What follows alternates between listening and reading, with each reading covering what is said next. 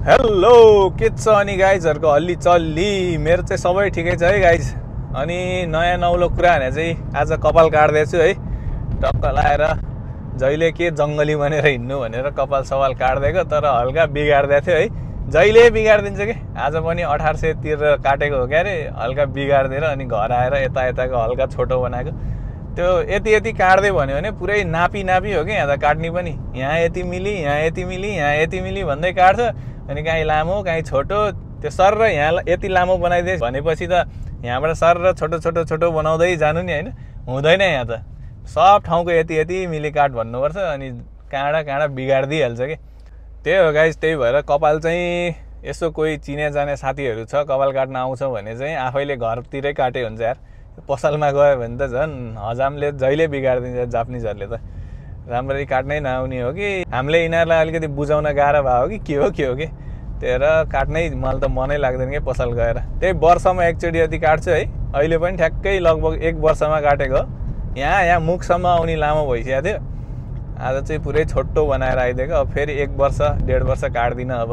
अनि अहिले चाहिँ नेपालीहरू कति आएको के जापानमा यार, आम्मामा। अहिले त लगभग होइन 2,40,000 45,000 कति पुगिसक्यो कि। मैले चाहिँ 6-7 महिना अगाडि एकचोटि चेक गर्दाखेरि त्यही 1,80,000 जति थियो कि, 1,80,90 थियो। अहिलेको झन् यो रिसेन्ट इयरमा त होइन वर्षै पछि 25-30,000 जना आइरहेछ कि। अहिले त फेरि स्टुडेन्ट भिजा नि आउन मिल्ने होइन, SSW प्लस फेरि डाइरेक्ट वर्किङ भिजा पनि आउन मिल्ने। नेपाली त कति यार जापानमा। अहिले त जहाँ गए त्यहीँ नेपाली भेट हुने कि। अघि भर्खर नि त्यहाँ कम्युनी छिरेको, त्यहाँ पनि नेपाली भेट भइहाल्यो कि। कति नेपाली त यार अहिले त। अहिलेको रिसेन्ट इयरमा त होइन सबभन्दा धेरै स्टुडेन्टहरू आउने भनेकै जापानमा रहेछ कि। सबभन्दा नम्बर 1 मा परिरहेको रहेछ जापान त। अनि जापानमा पनि नै अहिले त्यही चाइनिज पछि सेकेन्डमा छ के अरे, विदेशीहरू सबभन्दा धेरैमा। चाइनिज चाहिँ रहेछ लास्टै धेरै है। अनि त्यसपछि भियतनामी कोरियनहरू थियो जस्तो लागेको थियो। अहिले त सबलाई जितेर नेपालीहरू त सेकेन्ड पोजिसनमा भइसकेछ। नेपाली त 2,30,40,000 पुगिसक्यो यार, आम्मा। अनि सबभन्दा धेरै आउने त अहिले स्टुडेन्ट भिजामा नै हो होइन। स्टुडेन्ट भिजामा चाहिँ जापान आउन अलिकति सजिलो भएर होला के। अब सजिलो भन्नाले भिजा प्रोसेसहरू पनि सजिलै छन् चाहिँ होइन। अब मैले कम्पेयर गरेको चाहिँ यही अमेरिका, अब अस्ट्रेलिया होइन, क्यानाडा यिनीहरूकोसँग कम्पेयर गर्दा चाहिँ कि त्यो कन्ट्रीहरूभन्दा धेरै सजिलो छ नि त यहाँ। त्यही भएर पनि होला सबजना यहाँ आउने। अनि यसो कुरा बुझ्दाखेरि होइन सबसँग गफसफ गर्दा चाहिँ धेरैजना चाहिँ त्यही कन्ट्रीहरू ट्राई गर्ने, अनि त्यहाँ रिजेक्ट भएपछि जापान आउँदो रहेछ। अनि अरूहरू चाहिँ फेरि क्या घामले पोल्यो यार। अनि कोही चाहिँ फेरि यहीँनिर कोही रिलेटिभ्सहरू या त अब साथीहरू छ भने कि, अनि तिनीहरूले नै आइज जापान यहाँ ठिकै छ भन्यो भने अनि यहाँ आउँदो रहेछ होइन। अब सँगै साथीहरू हुन्छ नि त, त्यही भएर। अनि त्यो बाहेक अरू चाहिँ मलाई त्यही जस्तो लाग्छ यार, यही भिजाको प्रोसेसहरू सजिलो होइन, अनि पैसा पनि धेरै लाग्दैन नि त फेरि।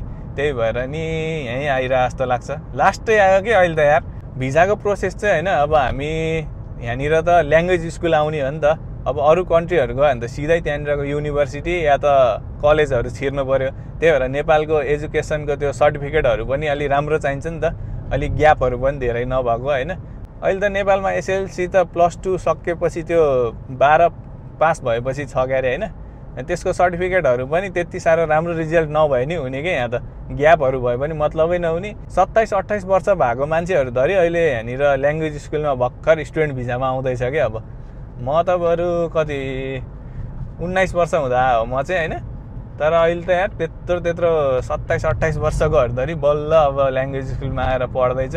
अनि फेरि यहाँको ल्याङ्ग्वेज स्कुलको फीहरू पनि सस्तो होइन। अनि पछि कलेज छिर्यो या त युनिभर्सिटी छिर्यो भने त्यहाँ पनि सस्तै हुन्छ अनि त्यो अरू कन्ट्रीहरूको कम्पेयरमा चाहिँ कि। अनि त्यही 14-15 लाख भयो भने त जापान आइपुगिन्छ के अरे सबै टोटल खर्च गरेर होइन। अनि फ्यामिलीहरूको पनि त्यो फाइनेन्सियल स्ट्याटसहरू पनि त्यति राम्रो नभए पनि चल्ने रहेछ यहाँ त। त्यही ब्याङ्कमा मैले नि त्यही 15-20 लाख त्यस्तै देखा जस्तो लाग्यो। त्यति देखाएपछि नि पुगिहाल्ने। त्यही भएर पनि होला कति आएको यार स्टुडेन्ट भिजामा अहिले त झन् जापानमा त के। अनि यहाँ आउने बित्तिकै नि फेरि एकदम सजिलो के। अब पार्ट टाइम जबहरू पनि मजाले गर्न मिल्ने है। भन्नको लागि चाहिँ त्यही हप्तामा एउटा 28 घन्टा भन्छ क्या अरे, तर सबजनाले 2-3टा काम त गरेकै हुन्छ है। अनि आजकल त फेरि सबजना ह्यान्ड क्यास खोज्दै गर्ने के। हाम्रो पालिमा चाहिँ ह्यान्ड क्यास भन्ने मतलबै थिएन, भिजामा भनेपछि प्रब्लम कहिले नआउने। त्यही भएर हामी त सब ब्याङ्कमै गरिदिन्थ्यो। अहिले चाहिँ सब ह्यान्ड क्यास गर्छ। तर ह्यान्ड क्यास पनि यो 100% सेफ चाहिँ होइन है। यो जाइरो कार्ड र अनि आफ्नो नाम एड्रेसहरू बुझायो भने ट्याक्सहरू काट्छ भने त्यो चाहिँ ह्यान्ड क्यासै भएन कि ब्याङ्कमा बुझा जस्तो नै हो त्यो डाइरेक्ट ब्याङ्कमा मात्रै नआउने हो है त्यो चाहिँ सब वार्ड अफिसहरूमा सबै ठाउँमा चेक गर्यो भने चाहिँ थाहा हुन्छ कि त्यही भएर ह्यान्ड क्यास भन्ने बित्तिकै ढुक्क भएर चाहिँ बस्नु हुँदैन है त्यही यहाँनिर चाहिँ बेला बेला यिनीहरूको के हुन्छ दिमाग सड्किन्छ अनि त्यस्तो बेला चाहिँ चेक गर्छ अनि त्यो बेला चाहिँ फेरि ह्यान्ड क्यास गरोस् कि जेसुकै गरेर सबजना पर्छ कि बेला बेलामा चाहिँ हुन्छ कि त्यस्तो कति कति वर्षमा एकचोटि भइरहेको हुन्छ खै के हुन्छ यिनीहरूलाई पनि त्यतिखेर चाहिँ सबजनालाई फर्काइदिन्छ फेरि समात्दै त्यो ह्यान्ड क्यास गऱ्यौँ भनेर सेफ भन्ने नै हुँदैन त्यो जारी कार्ड पनि नबुझाउने नाम एड्रेसहरू केही पनि बुझाउन पनि नामै अर्काको भन्दै नै हुने त्यस्तो पनि काहीँ चाहिँ काम हुन्छ है त्यस्तोमा गऱ्यो भने मात्रै हो कि एकदम सेफ भनेको चाहिँ त्यो बाहेक अरू चाहिँ ह्यान्ड क्यास पनि सेफ होइन है गाइज त्यो कुनै दिन अब चेकमा पर्यो भने चाहिँ गयो त्यो पनि त्यही हो काम पनि मजाले गर्न पाउने है अनि मजाले पैसाहरू पनि कमाइहाल्ने अरू कन्ट्रीहरू गयो भने चाहिँ बेला बेलामा खै न्युजतिर आइरहेको हुन्छ नि त झन् कोरियामा त आम्मामा के गर्दै हो त्यस्तो काममै जाँदै समात्दै जेलै हाल्ने भने होइन कति लाख तिरेर धरौटी तिरेर निकाल्नु पर्ने रे सबै कन्ट्रीहरूमा बेला बेला त्यस्तो हुँदो रहेछ त जापानमा चाहिँ अलिक कमै देखेँ मैले अस्ट्रेलियातिर नि एकताका त्यस्तै भएको थियो नि त पुरै एउटाभन्दा कामै गर्न नपाउने बनाइदिएको थियो है जापानमा चाहिँ जे हो नि अलिकति लुजै छ कि भिजाको लागि चाहिँ अनि भिजाहरू पनि ट्याक लागिहाल्ने फेरि त्यही भएर होला यस्तो साह्रो नेपालीहरू आइरहेको यार अहिले स्टुडेन्ट भिजामा त अनि यहाँ आयो होइन अब त्यही 1.5 वर्ष 2 वर्ष ल्याङ्ग्वेज स्कुल पढ्यो त्यसपछि सेनमन गएको या दाइ गएको या त कलेज या त युनिभर्सिटी छिर्यो भने अनि फेरि यहाँनिर वर्किङ भिजा भइहाल्ने वर्किङ भिजा भएपछि फेरि अनि डिपेन्डेन्टहरू ल्याउन मिल्यो अनि यतै 10-15 वर्ष हल्लेपछि त पिआर या त पासपोर्ट पनि पाइहाल्यो होइन पिआर पाउन चाहिँ अलिकति गाह्रो हो पासपोर्ट त पाइहाल्छ है अनि अहिले चाहिँ यो एसएसडब्लुमा नि लास्टै धेरै आइरहेको छ कि अब आउन पनि धेरै सजिलो एसएसडब्लुमा त है त्यही नेपालमा चाहिँ N5 लेभलसम्म हो क्या यसको बारेमा नि मैले आउने प्रोसेसहरू अब यहाँको स्यालेरी सबै कुराको बारेमा यसो डिटेलमा भिडियो चाहिँ बनाएको थिएँ है अनि त्यही भएर त्यो हेर्दा हुन्छ अनि त्यही भएर नि होला एकदम सजिलो हुने भएर पनि टक्क एउटा 2टा एक्जाम पास गर्नुपर्छ क्या अरे त्यही ल्याङ्ग्वेजको र अनि अर्को चाहिँ यहाँ कुन फिल्डमा आउने हो त्यही फिल्डको त्यो 2टा पास गरेपछि भिजा त झन् स्योर जस्तो लाग्दो रहेछ कि एसएसडब्लुमा त झन् अनि यहाँ आयो सुरुमा भन्न मात्र 5 वर्ष हो अनि आएपछि एसएसडब्लु2मा नि चेन्ज गर्न मिलिहाल्यो अनि केही गरी अब एसएसडब्लु2मा चेन्ज गर्न सकेन भने होइन यहीँनिर फेरि स्टुडेन्ट भिजा नि चेन्ज गर्न मिल्दो रहेछ कि अनि स्टुडेन्ट भिजामा चेन्ज गर्नको लागि चाहिँ ल्याङ्ग्वेज स्कुलले चाहिँ सायद लिन्छ होला है सिधै सेनमोन या त दाइगाकु जानलाई चाहिँ अलिकति ल्याङ्ग्वेज पुग्दैन होला कि त्यही भएर चेन्ज गर्न चाहिँ मिल्दो रहेछ है जापानमा कुनै ल्याङ्ग्वेज स्कुल चाहिँ छ कि मैले एउटा थाहा पाएको भने नागासाकीमा थियो है जापानको 1 वर्षमा नै ल्याङ्ग्वेज स्कुल सकेर अनि कि त सेनमोन कि त दाइगाकु जानुपर्ने कि 1 वर्ष मात्रै ल्याङ्ग्वेज स्कुल पढ्यो भने पनि कुनै सेनमोन गएको दाइगाकुले चाहिँ नलिने कि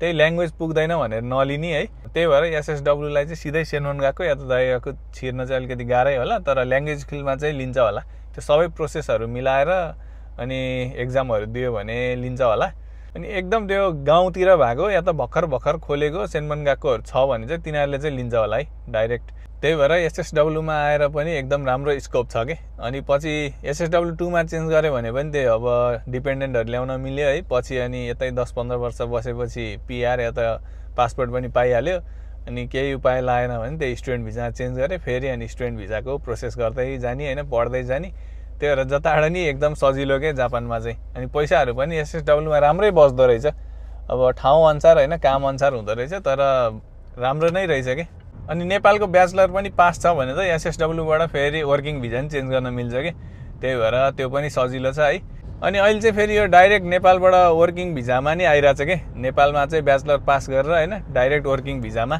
त्यो चाहिँ झन् सबभन्दा अहिलेको बेस्ट अप्सन लाग्यो कि मलाई अब अहिले त झन् सिधै अब कम्पनी हेरेर होइन सिधै 5 वर्षको नि भिजा दिँदो रहेछ यार हामीलाई 7-8 वर्ष लाग्यो वर्किङ गर्नको लागि नै होइन अनि 5 वर्षको भिजा त झन् अस्ति भर्खर आएको हो 1 वर्ष नि भएन कि लगभग 11 वर्षमा फर्स्ट टाइम 5 वर्षको भिजा आयो होइन अनि वर्किङ गर्नै 7-8 वर्ष पढाइ गर्नुपर्ने अब स्टुडेन्ट हुँदाखेरि फेरि पार्ट टाइम जबहरू खोज्नुपर्ने होइन अनि डाइरेक्ट वर्किङ भिजामा आयो भने त सिधै काम पनि सुरु है अनि यहाँ आउने बित्तिकै बस्नहरू पनि सब व्यवस्था भइसक्यो हुने कि आएर रुमहरू पनि खोज्न नपर्ने सब व्यवस्था भयो भने त्यो एकदम ठिक लाग्यो क्या मलाई यो चाहिँ अनि 4-5 महिना यसो स्यालेरी आएकोहरू पनि देखाउने अनि ब्याङ्कमा हल्का ब्यालेन्स देखायो भने डिपेन्डेन्ट पनि ल्याउन मिल्ने है अनि यो भिजामा पनि त्यही फेरि 10 वर्ष अति कटेपछि पिआर या त पासपोर्ट एप्लाई गर्न मिल्ने है त्यो भएर एकदम राम्रो लाग्यो कि अहिले चाहिँ झन् यो ब्याचलर पास गरेर आउन चाहिँ। स्टुडेन्टहरूलाई चाहिँ त्यही हो अलिकति गाह्रो भनेको, त्यही गएको फीहरू तिर्नु पऱ्यो है, पार्ट टाइम जब यता जाऊ 2-3टा काम गर्नै पऱ्यो।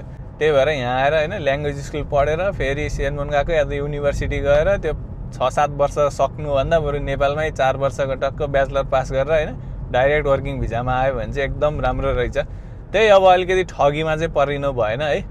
त्यो चाहिँ अब एसएसडब्ल्यूमा आउँदा नि त्यही छ है, ब्याचलर सकेर त्यो डाइरेक्ट वर्किङ भिजा आउँदा नि त्यही रहेछ कि अब एउटै ठाउँमा एउटै कम्पनीमा काम गर्ने मान्छेहरू पनि सबजनाको त्यो आएको खर्च चाहिँ छुट्टै छ कि। कोही त अब 2-3 लाखमा आइदिरहेछ है। एसएसडब्ल्यूमा चाहिँ एकजना यहीँ मेरो बहिनी चाहिँ एग्रिकल्चरमा काम गर्छ कि, यहीँ नारितामा छ कि, अनि उसकै कम्पनीमा अहिले नेपालबाट कतिजना केटीहरू आएछ है। एउटै कम्पनी हो, बस्ने पनि सँगै, स्यालेरी पनि एउटै, तर सबजनाको छुट्टै रहेछ कि पैसा लगानी भएको खर्च चाहिँ नेपालबाट आउँदा चाहिँ। कोही त 2-3 लाख, कोहीको त अब 9-10 लाख, एकजना कि दुईजना झन् 14-15 लाखै तिरेर रहेछ है।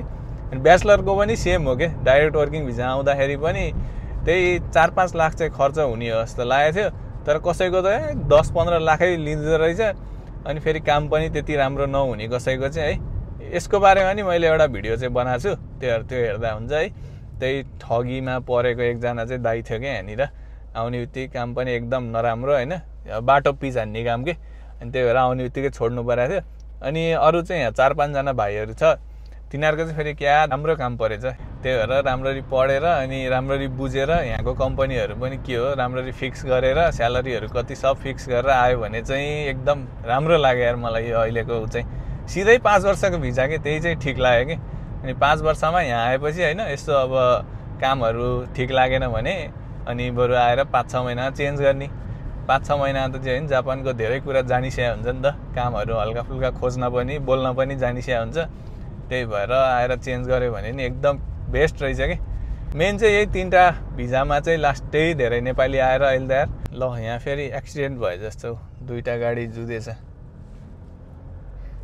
जापानमा पनि एक्सिडेन्टहरू त लास्टै हुने हो नि। त्यही ट्रेनहरूमा हिँड्यो भने चाहिँ त्यति थाहा हुँदैन है, गाडीहरू चलाउने बाइकहरू चलाउने बाटोमा हिँड्न थालेपछि त कति देखिन्छ। एक्सिडेन्टहरू चाहिँ भइरहेको हुन्छ यार जापानमा पनि। त्यही हो गाइज, जुन भिजामा आए पनि यताबाट यता चेन्ज गर्न मिलिहाल्ने है। त्यही भएर पनि एकदम सजिलो के। अनि त्यही 10-15 वर्ष यता हल्लेपछि अलिकति राम्रो कामहरूमा वर्किङ गरेपछि पछि पिआर पासपोर्ट पाइहाल्ने। त्यही भएर पनि होला नेपालीहरू लास्टै धेरै आइरहेको के। एकदम आउनको लागि चाहिँ धेरै सजिलो यार अरू कन्ट्री भन्दा चाहिँ। अमेरिका, क्यानाडा होइन, अस्ट्रेलियाहरू भन्दा चाहिँ त्यो ब्याचलरको वर्किङ भिजा चाहिँ जहाँ पनि आइदिने रहेछ कि। अब यस्तै यो बारीको बिचमा एउटा सानो होइन 2-3 तलाको कम्पनी छ भने त्यहाँ पनि भिजा लाग्दिने रहेछ। त्यहीँ पनि 3-4 जना आइदिने। क्या गाउँ एरियामा सानो कम्पनीमा धरि नेपालीहरू आइदिरहेछ कि अहिले त। अस्ति नै यता भेटेको थियो कि जोसो जाँदाखेरि है, आमामा 9-10 जनाको ग्रुप कि। अब कम्पनी चाहिँ सानै छ अरे, अनि सबजना आएर अब डिपेन्डेन्ट लिएर आउने हो भन्दै थियो अस्ति नै भेट्दाखेरि। त्यही भएर एकदम इजी भएको छ गाइस जापान आउनको लागि। अनि साकुरा हेर्न पनि जाने भनेको खै साकुरा राम्ररी फुलेको नि छैन कि यो एरियामा चाहिँ। साकुरा पनि सब जापानभरि सेम टाइममा फुल्दैन कि, त्यही 1-2 हप्ताको ग्यापमा फुल्छ होइन। अनि यो एरियामा चाहिँ बल्ल अलिअलि फुल्न थालेछ। त्यही माथि फेरि पुरै पानी छ कि अहिले चाहिँ। आज चाहिँ बरु हल्का भयो नि राम्रो वेदर भएको है। हिजो पनि बिदा थियो, हिजो नि फुल पानी पर्यो क्या बिहानदेखि बेलुकैसम्म यार। कहीँ जान नि मन नलाग्ने, हिँड्नै मन नलाग्ने जस्तो। आज पनि पानी देखाएको थियो, झन्न पानी चाहिँ परेन, हल्का राम्रो वेदर भयो आज चाहिँ है। यहाँ नि फुलिरहेको रहेछ, तर राम्ररी पुरै फुलिसी आएन कि, सायद झन् पानीले झार्दै होला। अब राम्ररी फुल्यो भने चाहिँ जाउँला यसो भिडियो बनाउनलाई। ल त्यही हो गाइस कुरा चाहिँ है। अब जापानमा धेरै नेपालीहरू यसो आयो भनेर चाहिँ यसो त्यसैको बारेमा हल्का फुल्का गफ होइन। ल अनि आजको लागि पनि जय नेपाल है त गाइज।